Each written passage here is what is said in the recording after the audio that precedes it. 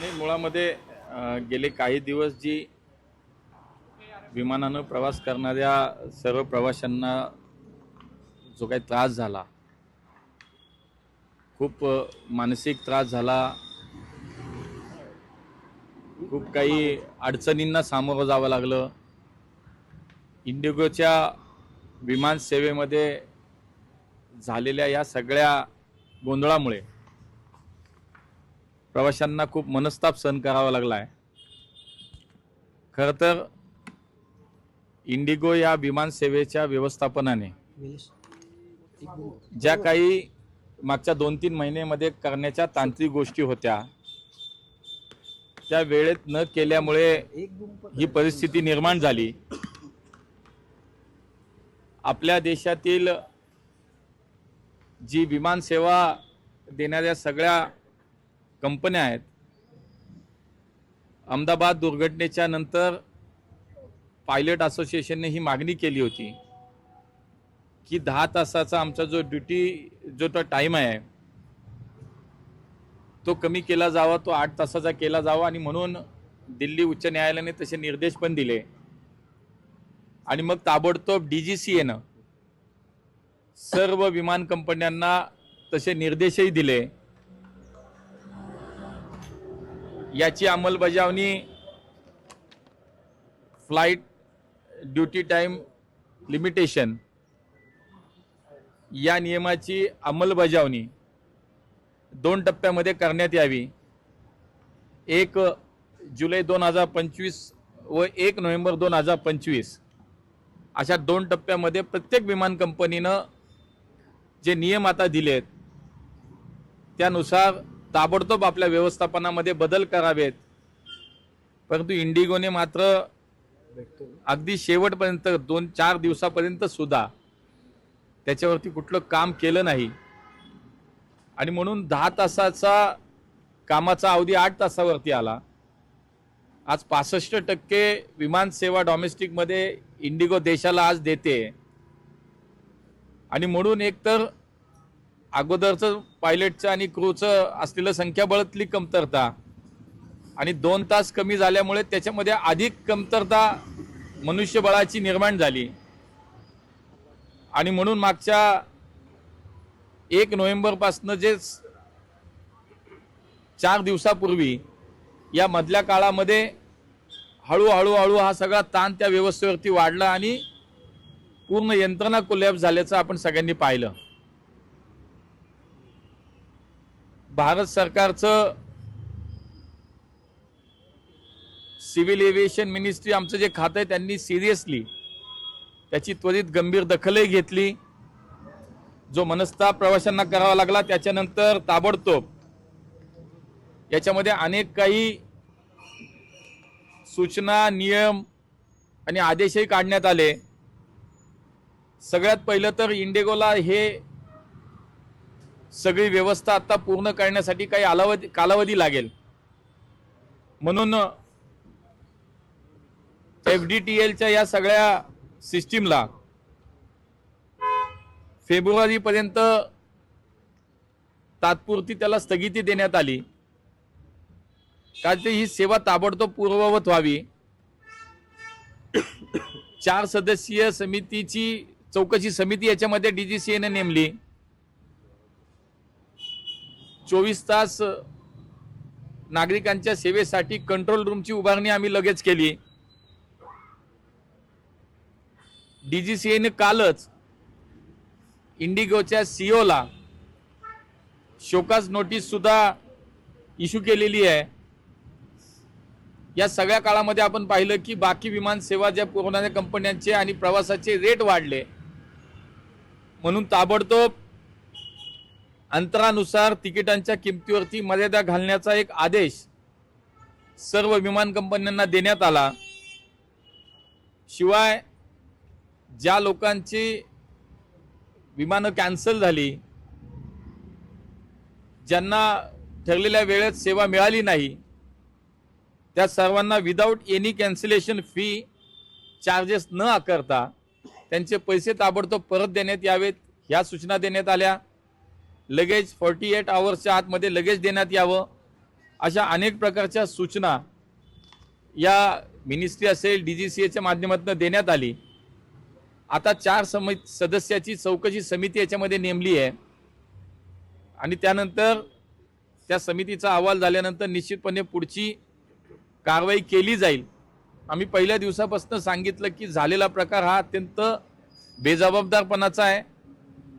कुठलीही जबाबदारी न घेता देशातील या विमान सेवेला जो काही खोळंबा तयार झाला, जो काही अडचण तयार झाली, त्याची जबाबदारी निश्चित केली जाईल। चौकशी समितीमध्ये जो अहवाल आहे त्याप्रमाणे कारवाई केली जाईल। नाही, काल त्यांना शोकस नोटीस दिली आहे आणि चौकशी समिती 4 सदस्यांची नेमली आहे, त्यांचा रिपोर्ट येईल। वन ऑफ द हायएस्ट काय कधीपर्यंत होईल? साधारण काही फ्लाइट्स आता निघतायत, मात्र मागच्या 2 दिवसात सुद्धा परिणाम करतात। मागच्या जो 4 दिवसापूर्वीचा जो आपण पाहिला की जो परिणाम दिसत होता तो हळूहळू कमी झालाय। मी काल पुण्यात आल्यानंतर मी पुण्यातली परिस्थितीची काल विमानतळावरती जी माहिती घेतली की रोजच्या साधारणतः 57 मुवमेंट या इंडिगोच्या पुण्याच्या विमानतळावरनं होत होत्या, त्या जवळपास मागच्या 2-3 दिवसापूर्वी जवळपास 90% कॅन्सल होत होत्या। मी आजची माहिती जेव्हा घेतली की काल आल्यानंतर की उद्या काय, तर त्या माझ्या माहितीप्रमाणे 57 पैकी 37 का 38 आज सेवा म्हणजे रूट्स आज पुन्हा चालू होत आहेत। त्यामुळे ते हळूहळू पूर्ववत होत आहे। पण याचा अर्थ असं होणार नाही की केलेल्या चुकीला कोणाला या ठिकाणी सोडलं जाईल। चौकशी पूर्ण होईल आणि ज्याच्या चुका आहेत त्याला मात्र निश्चितपणे त्याच्यावरती कारवाई। IndiGo one of the highest फ्लीटचं एअरलाईन कंपनी आहे। इतर काही कंपन्यांची आपण याबाबत बोललो आहोत का? कारण प्रवाशांची जी गैरसोय टाळण्यासाठी आपण नेमका काय उपाययोजना राबवतो? नाही, मला असं वाटतं की या मधल्या काळामध्ये तेच आपण केलं की जे जादा दर इतर कंपन्यांच्या माध्यमातून आकारले गेले होते त्याला सुद्धा आता कंट्रोल आणला गेलाय। त्याला सुद्धा निश्चित प्रवास किती अंतराचा त्याप्रमाणे त्याचे दर मॅक्झिमम दर काय असावेत हे सुद्धा सांगितले गेलेले आहेत। त्यामुळे प्रवाशांची आर्थिक प्रकारची निश्चितपणे त्याच्यामध्ये त्यांचं नुकसान होणार नाही, त्यांना त्रास होणार नाही याची काळजी आम्ही घेतोय। आता जसं म्हणाल की जे आपण फ्लाईट ड्युटी टाइम जे लिमिटेशन आहे त्याला काही काळ अजून थोडी स्थगिती दिली, त्याच्या मागचं कारण हेच आहे की ही स्थिती ताबडतोब पूर्ववत व्हावी आणि म्हणून ती सुद्धा एक संधी आपण त्यांना दिली। त्याच्यातनं मला असं वाटतं की सगळे विषय आता हळूहळू मार्गी लागतील, पण भविष्यामध्ये अशी कुठली घटना होणार नाही, असा प्रकार होणार नाही याच्यावरती निश्चितपणे आम्ही सगळे गांभीर्याने विचार करू। उद्यापासून नागपूर अधिवेशनाला सुरुवात होते। अनेक आमदार जे आहेत त्यांचं सुद्धा विमानांची तिकीट रद्द झाली आहेत, त्यामुळे याच्यावर काही वाढलेत की ते बाय रोड जाणं पसंत नाही, मलाही खूप आपल्या लोकांचा संपर्क ते लोक आपली मंडळी करत होती। काही लोक बाय रोड जात आहेत, काही लोक दुसऱ्या एअर इंडिया असेल स्पाइस जेटच्या विमानांची व्यवस्था करतायत, काही लोक ग्रुपनी एकत्र येऊन काही चार्टर फ्लाईट करता येते का याचा विचार करत। शेवटी अधिवेशन चालू आहे, महाराष्ट्रातल्या प्रत्येक भागातल्या आमदाराला नागपूरला पोहोचणं खूप महत्त्वाचं आहे, जरुरीचं आहे। त्यामुळे जो मार्ग मिळेल त्या मार्गाने ते जात आहेत। इंडिगोने ज्या पार्किंग करून लोकांना वेटिंग धरलं होतं, तर अशा कंपनीवर कठोर कारवाई होणार आहे? निश्चितपणे पुण्याच्याच विमानतळावरती अशी वेळ आली होती की 8 विमानं त्यांची पार्क केलेली होती, पण ती ताबडतोब आम्ही सुद्धा काढायला लावली, त्यामुळे ती सुद्धा काढली गेली। आता कुठेही पार्क केलेली आहेत आणि त्याच्यामुळे अडथळा होता अशी सिच्युएशन फार कमी आहे देशात। पण एक नक्की आहे की जे झालंय ते चुकीचं आहे, त्याच्याबद्दल निश्चित चौकशी होते, चौकशी अहवालानंतर कारवाई होईल। आपला एअरपोर्ट हा आर्मीचा एअरपोर्ट आहे, बेस आहे आयचा एअरपोर्ट, तर सुखोईचं दररोज इथं प्रॅक्टिस सराव होते, त्याच्यावर काही इम्पॅक्ट झाला का याचा? नाही, त्याचा काही याच्या एअरस्पेसवरती काहीच विषय नव्हता। एअरस्पेस तर मोकळी होती, उलट एअरस्पेसला रेग्युलर त्यांचा जो काही प्रॅक्टिस आहे, त्यांचा रोजचा एक्सरसाइज, तो त्याला कुठेही त्याच्यामध्ये काही बाधा नव्हती। आपल्याकडून काही आमदारांना सेपरेट फ्लाईट वगैरे देण्यात आलं? इंडिगो फ्लाइट केओस बचा हुआ है पूरे देश भर में, सरकार क्या प्रयत्न कर रही है और आपने क्या कुछ किया है मंत्रालय द्वारा? नहीं, उसके तुरंत बाद जो तकलीफ पूरे देश भर में जो यात्रियों को हुई है, उसके बाद immediately civil aviation ministry, DGCA, हमने बहुत सारे कदम इसमें उठाए हैं। पहले तो DGCA के माध्यम से इंडिगो के CEO को एक शोकॉज नोटिस भी हमने इशू करी है। उसके बाद जो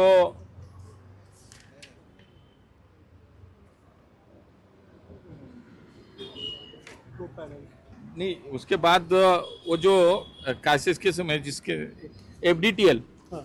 एफडीटीएल के बारे में जो उसके बाद इंडिगो ने जो तुरंत उस पर काम करना चाहिए था, उन्होंने न करने के वजह से ये सब किवास हो गया है। तो उसको फरवरी तक हमने अभी उसको स्टे दिया है कि उसके ये तुरंत सेवाएं पहले जैसी हो, इसलिए हमने फरवरी तक उसको और थोड़ी सी मोहलत दे दी है कि उसके बाद इनका काम पहले से शुरू हो जाए। दूसरी ओर एक 4 लोगों की एक उच्च स्तरीय इंक्वायरी कमेटी वहाँ पे हमने अपॉइंट करी है, उसका रिपोर्ट भी आएगा एक्चुअली। और इसमें जो ये क्राइसिस की समय बाकी एयरलाइंस की जो टिकट की प्राइजेस बढ़ी थी, उसको भी हमने कंट्रोल में लाया है कि जितना प्रवास है, जितना किलोमीटर है, उसके हिसाब से कितना फेयर होना चाहिए मैक्सिमम, उसका भी हमने तुरंत इंतज़ाम किया है। 24/7 एक कंट्रोल रूम हमने शुरू करी है। तो उस पर बहुत सारे काम चल रहे हैं, इंस्ट्रक्शन दे रखी है। और मुझे लगता है कि जो हाई लेवल पे हमने जो कमेटी अपॉइंट करी है इंक्वायरी के लिए, उनका रिपोर्ट आने के बाद उसमें जो जो सामने आएगा तो बिल्कुल जिसकी गलती है, जिसके माध्यम से हुआ है, बिल्कुल उसको उस पर कार्रवाई होगी। मंत्री जी, आप नियमों का हवाला दे रहे हैं, एफडीटीएल की बात करें तो आप कह रहे हैं कि जिसकी गलती।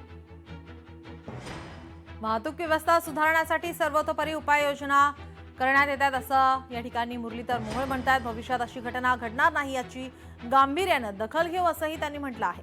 इंडिगो सेवा पूर्ववत होते, मात्र चुकीसाठी कारवाई होणार असल्याचंही या ठिकाणी मुरलीधर मोहोळ यांनी म्हटलंय।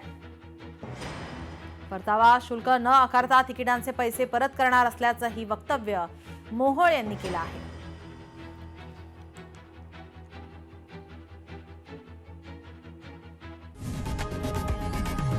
लोकशाही मराठी ऐका, पहा, जागरूक रहा।